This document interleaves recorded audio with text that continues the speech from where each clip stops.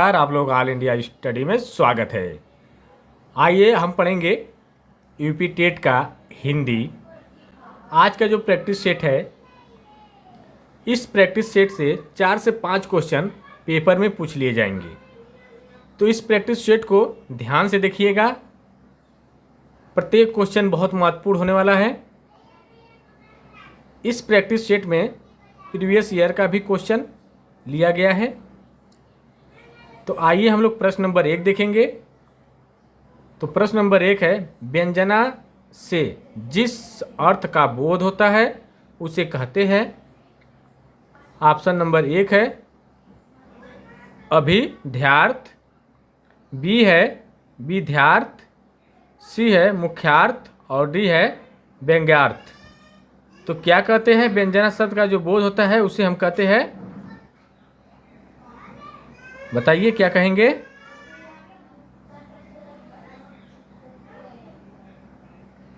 तो इसका जो अर्थ होता है, प्रत्येक श्रोता भिन्न भिन्न तरीके से सुनते हैं, ठीक ना। तो व्यंग्यार्थ हो जाएगा। तो ऑप्शन नंबर डी हो जाएगा इसका। प्रश्न नंबर 2 देखेंगे, निजवाचक सर्वनाम का प्रयोग निम्नलिखित में से निम्नलिखित किस वाक्य में हुआ है। कह रहा है निजवाचक जो सर्वनाम है उसका प्रयोग चारों ऑप्शन में से कौन ऑप्शन में भयल है। तो ऑप्शन नंबर 1 है ये मेरी निजी पुस्तक है, बी है आप भला तो जग भला, सी है भगवान मुझे अपना ले और डी है आज अपनापन कहाँ है। तो देखिए निजवाचक में क्या होता है ना, ये मेरी निजी पुस्तक है, ये क्या हो जाएगा निजवाचक नहीं, ठीक है ना, ऐसा नहीं है। बी वाला कह रहा है आप भला तो जग भला। यह बात सही है, मतलब किसी को कहा जा रहा है, मान लीजिए आप भला तो जग भला, ठीक ना, हम सही है तो सब सही है। तो इसका सही जवाब क्या हो जाएगा, ऑप्शन नंबर बी हो जाएगा। प्रश्न नंबर अगला देखेंगे, प्रविशेषण कहते हैं। ऑप्शन नंबर ए है परिणाम बोधक विशेषण को, सर्वनामिक विशेषण को, संख्यावाचक विशेषण को और विशेषण के विशेषण को। तो किसको प्रविशेषण कहते हैं, बताइए। तो देखिए जब विशेषण के विशेषण को कहेंगे तो वही हो जाएगा प्रविशेषण। तो ऑप्शन नंबर डी हो जाएगा।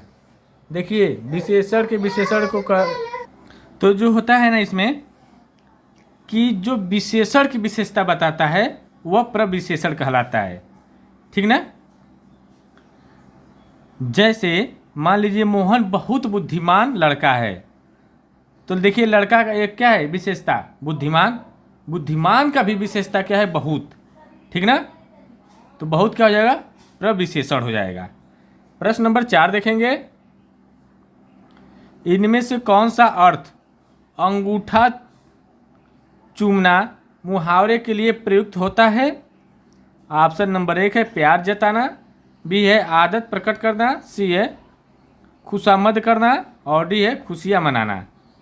तो देखिए इसका सही आंसर क्या हो जाएगा, बताइए। अंगूठा चूसना, अंगूठा चूमना, इसका मतलब है कि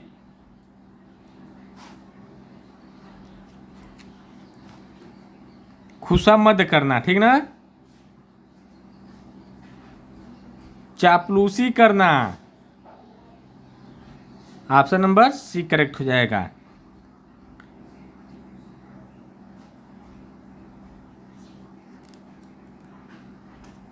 अगला क्वेश्चन, गाल बजाना का सही अर्थ क्या है। गाल बजाना का सही अर्थ क्या है। ऑप्शन नंबर ए डिंग हाँकना, बकवास करना, बक बक करना, रौब झाड़ना। कह रहा है गाल बजाना, खाली गलो बजा के चल जाइए, खाली गलो बजावे आवेला, औरतें कहती है ना इस तरह। तो बताइए, अब तो बता दीजिए क्या हो जाएगा इसका आंसर।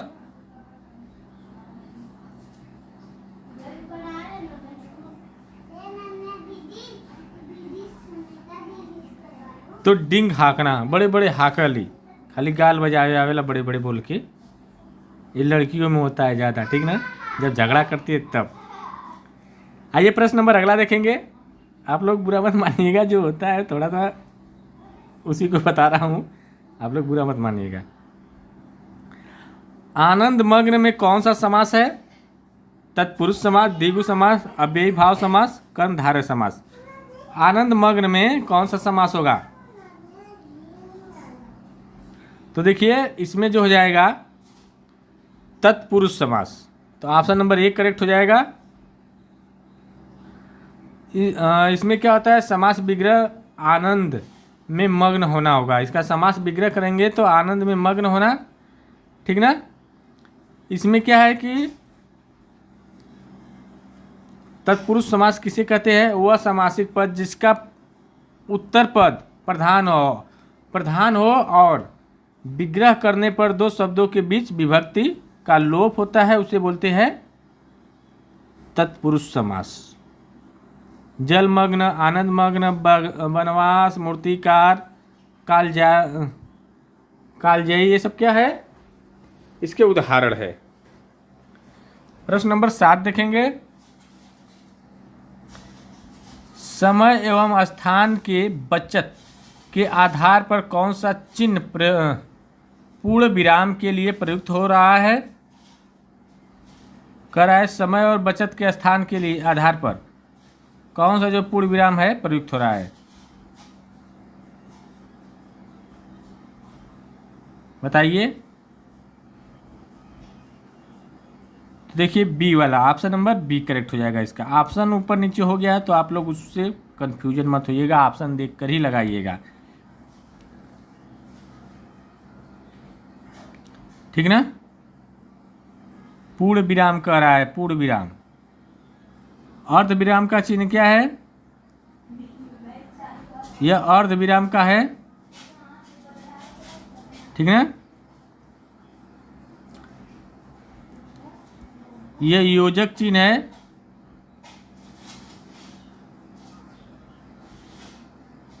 और ये क्या है? अपूर्ण विराम का है, ठीक ना। आइए प्रश्न नंबर 8 देखेंगे। उपसर्ग कहाँ लगाया जाता है? शब्द के बाद, शब्द के मध्य में, शब्द के पहले, कहीं नहीं। तो देखिए उपसर्ग जो लगाया जाता है ना शब्द के पहले, यथाशक्ति, शक्ति मतलब शक्ति के आगे यथा लग गया तो यथा क्या हो गया? उपसर्ग हो गया। अति सुंदर, अति क्या है? उपसर्ग है, तो शब्द से पहले, तो ऑप्शन नंबर सी करेक्ट हो जाएगा। प्रश्न नंबर अगला देखेंगे। कौन सा अर्ध विराम का चिन्ह है? अभी हम बताए थे अर्ध विराम का चिन्ह कौन है? ऑप्शन नंबर डी है, ठीक ना। प्रश्न नंबर 10 देखेंगे। संधि के कितने प्रकार है? 5, 6, 4, 3। तो देखिए संधि के कुल 3 भेद होते हैं। कौन कौन से? स्वर संधि, व्यंजन संधि और विसर्ग संधि, ठीक ना। संधि के कितने भेद होते हैं? 3 भेद, स्वर संधि, व्यंजन संधि और विसर्ग संधि।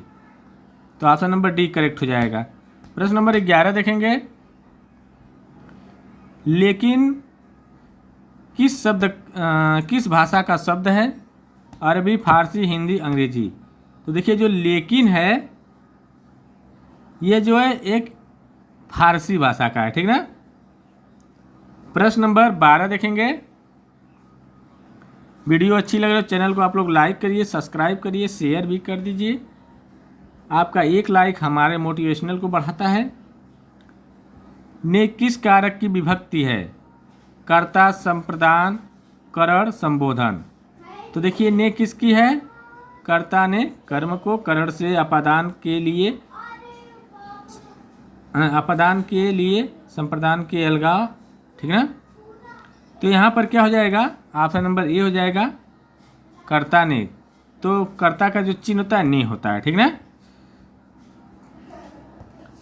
कैसे होता है? कर्ता ने कर्म को करण से द्वारा संप्रदान को के लिए आपादान से अलगाव के लिए संबंध का किरे रारे गागी ने अधिकरण में पर भीतर संबोधन है अरे ओ। ठीक ना। अगला क्वेश्चन देखेंगे। निम्नलिखित वाक्य का शुद्ध रूप चिन्हित कीजिए। आपका पत्र धन्यवाद मिला। आपका पत्र मिला धन्यवाद। आपका पत्र धन्यवाद सहित मिला। धन्यवाद आपका पत्र मिला। तो इसमें कौन सा आंसर सही हो जाएगा? आपका पत्र क्या हुआ, कौन सा होगा शुद्ध रूप?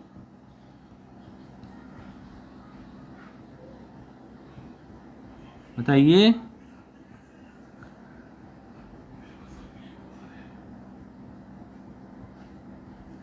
आपका पत्र मिला धन्यवाद। प्रश्न नंबर अगला देखेंगे। स ध्वनि का उच्चारण स्थान क्या है? तालु, दंत, दंतालु, मूर्धा।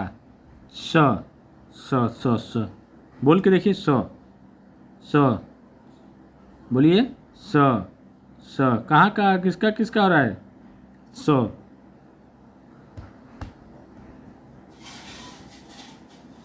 तालु का से प्रयोग हो रहा है। ठीक ना। तालव्य होता है। तो ऑप्शन नंबर 1 करेक्ट हो जाएगा। प्रश्न नंबर 15 देखेंगे।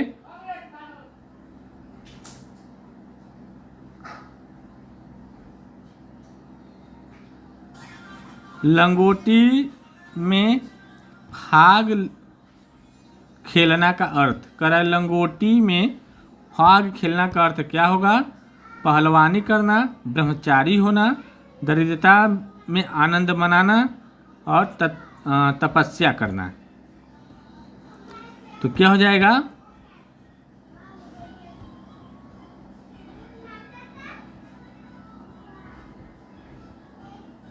दरिद्रता में आनंद मनाना। प्रश्न नंबर 16 देखेंगे। अंबर का अनेकार्थ शब्द है।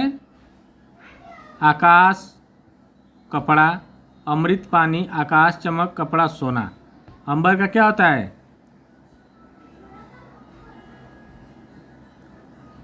आकाश भी होता है, कपड़ा भी होता है। ठीक ना। प्रश्न नंबर 17 देखेंगे।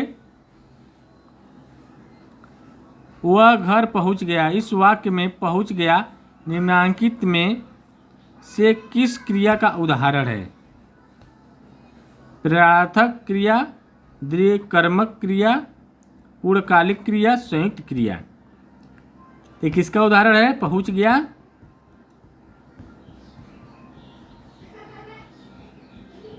पूर्णकालिक क्रिया।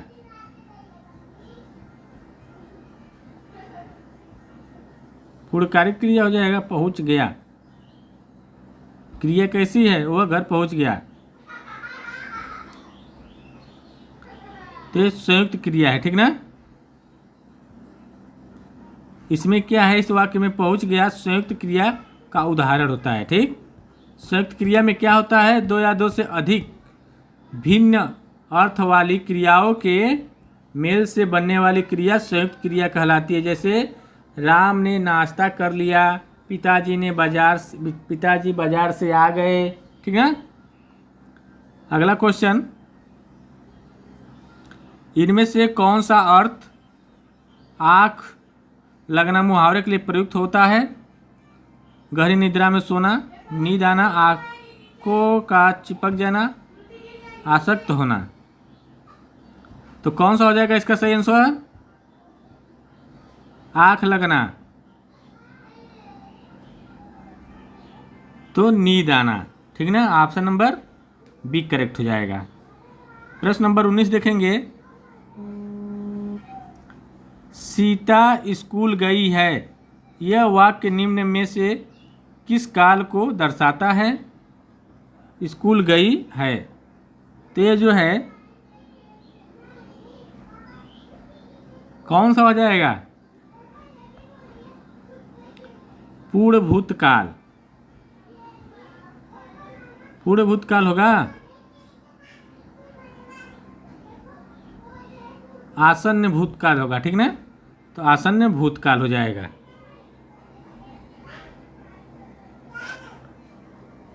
आसन्न भूतकाल की परिभाषा क्या होती है? क्रिया के जिस रूप में क्रिया के कुछ समय पहले ही पूर्ण होने का पता चले वो आसन्न भूतकाल कहलाता है। मतलब मान लीजिए कुछ समय पहले ही पता चले, हम जैसे मान लीजिए हम आ गए, वो स्कूल गई, तब हमारे वो कहाँ गई, स्कूल गई है, अभी कुछ समय पहले ही पता चला है, तो वो हो जाएगा आसन्न काल, आसन्न भूतकाल, ठीक ना। प्रश्न नंबर अगला देखेंगे। कौन सा वाक्य सामान्य वर्तमान काल का है? वर्षा हो रही थी, वह कलकत्ता जाता है, सीता बाजार जाती होगी, होगी ये जाएगा पढ़ा, और ये वर्तमान काल का बात कर रहा है, तो ऑप्शन नंबर बी हो जाएगा। प्रश्न नंबर 21 देखेंगे। मुख्यतः प्रत्यय के कितने प्रकार है? 1, 3, 4, 2। प्रत्यय कितने प्रकार के होते हैं?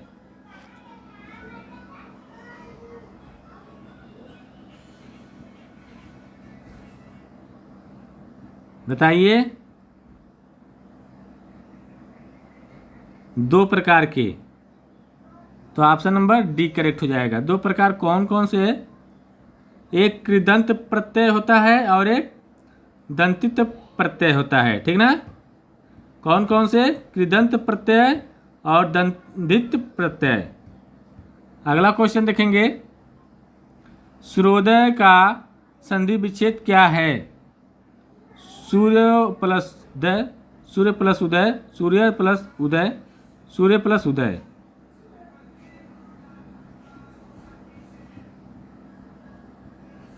तो कौन सा हो जाएगा? ऑप्शन नंबर बी, सूर्य प्लस उदय, सूर्योदय हो जाएगा, ठीक ना।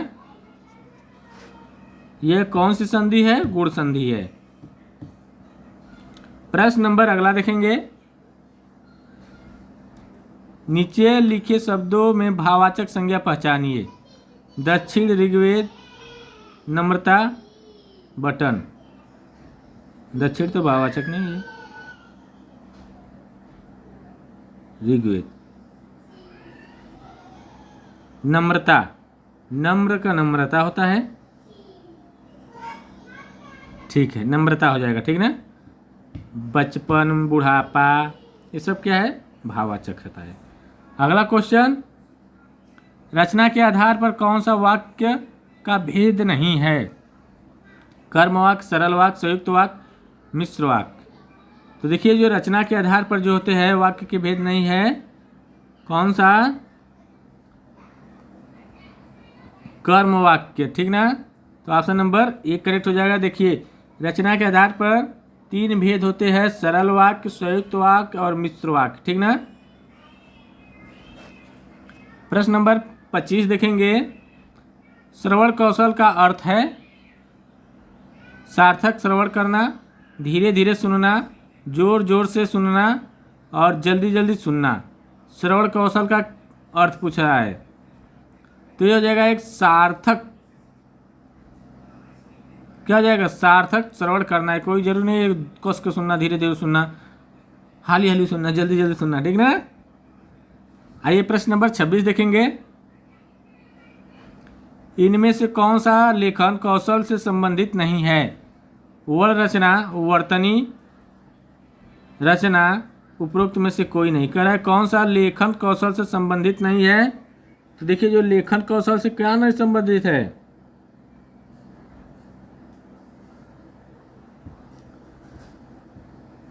बताइए।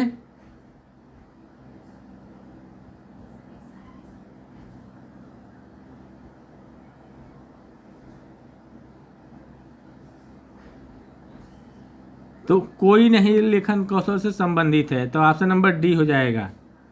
वर्ण रचना, वर्तनी और रचना ये सब क्या है? लेखन कौशल के महत्वपूर्ण घटक है, ठीक ना।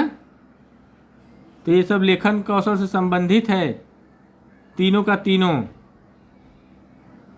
अगला क्वेश्चन देखेंगे।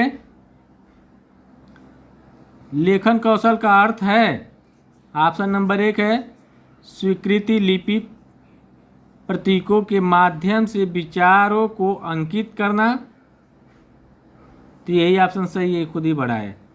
कुछ ट्रिक भी होता है, जो सबसे बड़ा ऑप्शन में आता है ना वो सही हो जाता है, ठीक ना। अब आएगा 28 से 30 तक गद्यांश। तो इसको आप लोग पढ़ लीजिएगा, हम उत्तर बता दे रहे हैं, धीरे धीरे दिखा दे रहे हैं, पढ़ लीजिएगा। प्रदूषण न केवल किसी एक राष्ट्र की अपितु अंतर्राष्ट्रीय स्तर पर एक भयानक समस्या है, ठीक ना। रोक रोक के पढ़ लीजिएगा, इसका उत्तर हम दिखा दे रहे हैं आप लोगों को।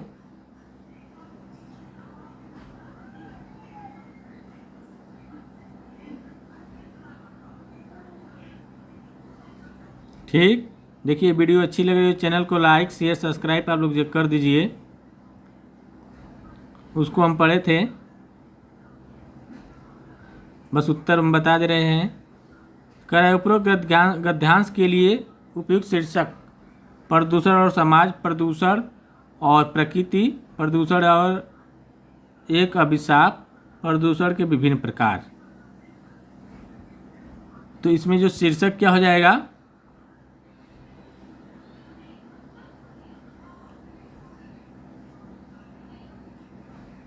तो इसकी जो शीर्षक है प्रदूषण और एक अभिशाप, ठीक ना। अगला देखते हैं, प्रदूषण के द्वारा किस घटना का होना उल्लेखनीय नहीं है। प्राणियों को अकाल मृत्यु, प्रकृति का असंतुलन, महामारी फैलना, जीव जगत का रोगग्रस्त होना। कौन सा नहीं है, महामारी फैलाना, ठीक ना। प्रश्न नंबर 30 देखेंगे, किस प्रदूषण को सबसे अधिक हानिकारक समझा गया है। इस पंक्ति में